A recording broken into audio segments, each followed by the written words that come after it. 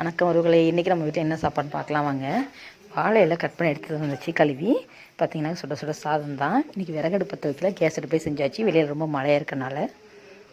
அடுத்து பார்த்திங்கன்னா முருங்கைக்காய், கத்திரிக்காய், சுண்டைக்காய் போட்ட சாம்பார். இன்றைக்கி வந்துட்டு சாம்பார் வந்து ரொம்பவே டேஸ்ட்டாக இருந்துச்சுங்க. நான் வீடியோக்காகலாம் சொல்ல உண்மையிலே சாப்பிட்டு பார்த்தேன், சொல்ல ரொம்ப நல்லா இருந்துச்சு.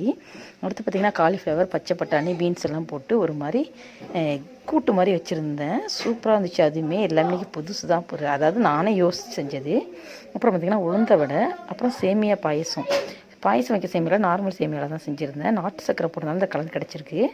அதான் ஒயிட் சுகரில் நாட்டு சக்கரை. முந்திரி திராட்சை வந்துட்டு டால்டாவில் வதக்கி போட்டிருக்கேன். நெய் எனக்கு பிடிக்காதுங்கிறதுனால. அப்புறம் எப்பவும் போல் அப்பளம்.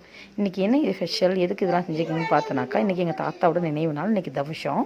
எங்கள் அப்பா ஊர்லேருந்து ஃபோன் பண்ணி சொன்னாங்க. சரி அவங்க ஞாபகமாக தாத்தா ஞாபகமாக செஞ்சு சாப்பிட்லான்னு சொல்லிட்டு செஞ்சு காக்காவுக்கு ஒரு பிடி எடுத்து வச்சுட்டு நாங்கள் சாப்பிட்டோம்.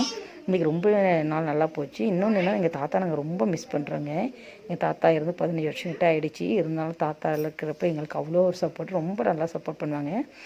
உங்களுக்குலாம் யாரெல்லாம் தாத்தா பாட்டி ரொம்ப பிடிக்கும், யாரெல்லாம் உங்கள் தாத்தா மிஸ் பண்ணுறீங்கிறத கமெண்ட் பண்ணுங்கள். நம்மளோட வீடியோ பிடிச்சிருந்தா நம்ம சேனல் சப்ஸ்கிரைப் பண்ணுங்கள்.